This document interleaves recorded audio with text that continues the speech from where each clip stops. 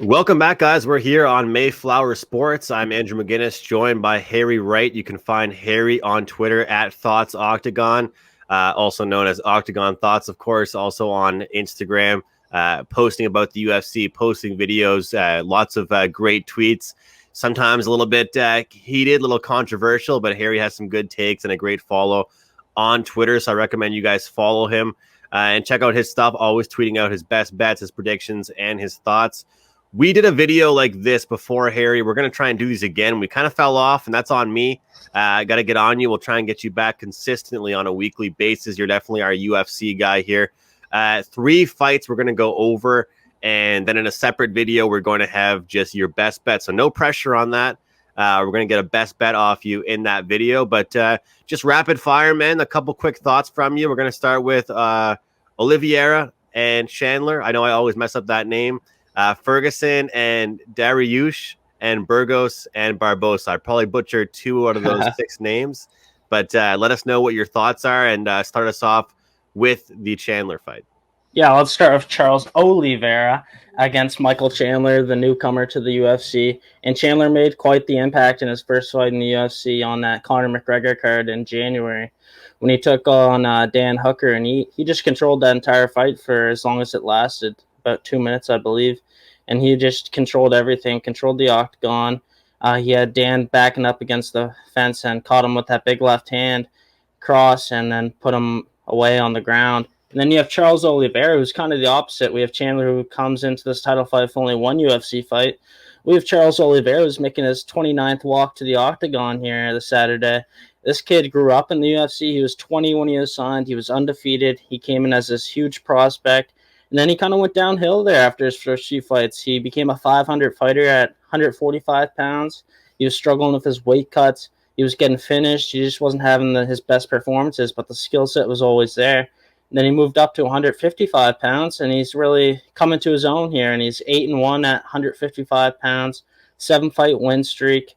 And he's coming off the dismantling of Tony Ferguson, which was just dominant, something that you never see against Tony. And he was taking Tony down, who was world-class, and he was controlling him. He had that armbar sunk in round 1, and it looked like he snapped Tony Ferguson's arm, but Tony was just there holding his shoulder, looking okay. It was ridiculous, and his striking has come such a long way. He was just this ground guy for a while where his only threat was just to get you on the ground, but now his striking has come a long way. He has really good output, and he's really long for the division too. His length causes problems for a lot of guys. And then you have Michael Chandler, who's this one-punch KO power guy who also has a really strong wrestling base. He doesn't use his wrestling that often. He's always trying to set up his power shots. And it's a really, stylistically, it's a really interesting matchup. And I think Charles Oliveira, I think it's his fight to lose, really, based on his experience, the guy he's been in there with. And I'd look for him just to stay the course. He has to be smart early. Chandler's going to look to walk him down, put him where he wants him, and land a big shot. I don't think Chandler will test the wrestling here just because of how dangerous Oliveira is with the submissions. But I think if Oliveira can weather the storm of Michael Chandler early, he can find a submission at some point against Michael Chandler. And that's my prediction for this one. I see Charles Oliveira leaving the lightweight champion of the world. Awesome. I got to ask you, Harry, am I far off by saying that we could see Chandler coming in feeling a little cocky?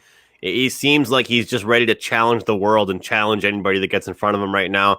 As far as the betting goes, it seems like the majority of the public, they're all over the Chandler bandwagon here. Does that mean something to you? Would that be accurate? A little bit. Well, the stylistic matchup definitely favors Chandler because of his wrestling base. Everybody would be like, well, how's Oliveira supposed to win this if he can't get this to the ground? But his striking's come a really long way, and I don't think he's that far off of Chandler. Like, Chandler definitely has the advantage on the feet because of his power, but I think Oliveira can avoid the power and the size difference. Oliveira is a very tall and long guy, and he's got some really good elbows and knees. I think if he can threaten Michael early on the feet and just let him know, hey, if you want to come walk me down, you're going to walk into a knee or an elbow here.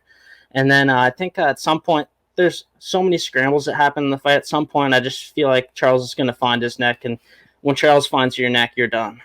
And that's you talked about Ferguson. Let's jump into that next fight here. You're going to break down for us, Ferguson.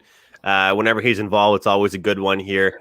What are your thoughts on this one? And first of all, He's known to take some hits, man. He's known to be super durable. How long do you see this fight going? Is it going the distance? Is it going to be a short one? What are your thoughts as far as that goes? Yeah, Tony put on a show at the press conference yesterday. That was really interesting. Yeah. And yeah, Tony does take a lot of damage. The really interesting thing for me here is that it's a 3-round fight, which hurts Tony a lot. I think this kills Tony really in this fight. That's a 3-round fight. I think 5-round fight, this fight probably favors him, but 3-round fight with the way Beneil Dariush is fighting, this is a terrible matchup for Tony, especially at this stage in his career. It's kind of like a crossroads fight for Tony Ferguson. If he ever wants to make that run at the undisputed title, this is a must win. He's 37 years old. He's coming off 2 terrible losses in which he got dominated in both fights, one striking and one on the ground. So it's obviously not going well for him.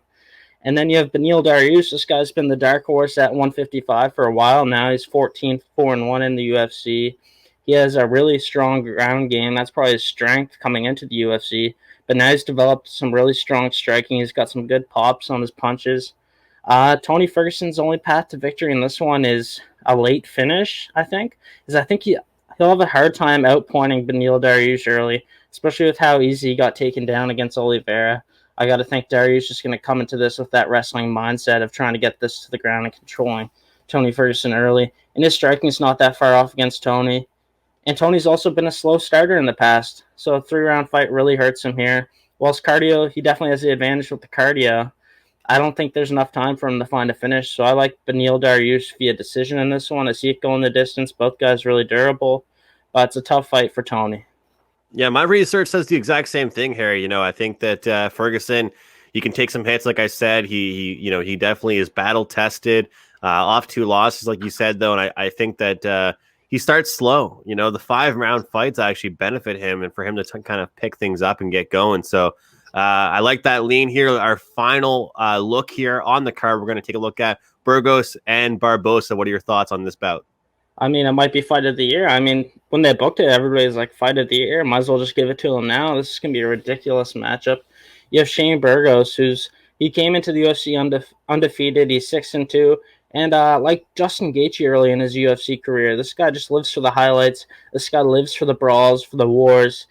And he's going against EdsonBarboza, who's a UFC legend, mainstay, fought at 155 for a very long time, was a contender for a long time, moved down to 145. Controversial loss against Dan Ige in his featherweight debut, where on MMADecisions.com, it's this website that shows what the media members think of the scoring. Right. 16 of 18 media members thought EdsonBarboza won the fight, yet he lost on the scorecards, shockingly. I remember that. UFC I was actually on the other side of that. I remember. It's a good fight, but Barboza won it. And then you have Barboza's just a kickboxer. His kicks are nastiest in the UFC, arguably. And then you have Burgos, who's just going to be in your face for 15 minutes nonstop trying to walk you down. He's just going to brawl. The only thing about Burgos is he can't get his head out of the way. He eats way too many shots.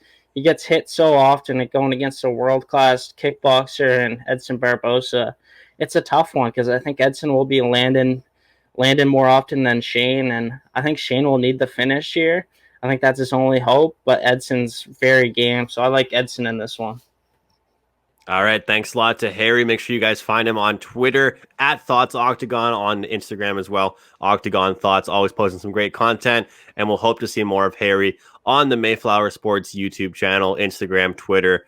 So many networks we're trying to get involved in, but make sure you guys subscribe to our YouTube channel, hit that like button, and hit that bell so you guys know when we release new videos. Thanks a lot, guys. We'll see you next time.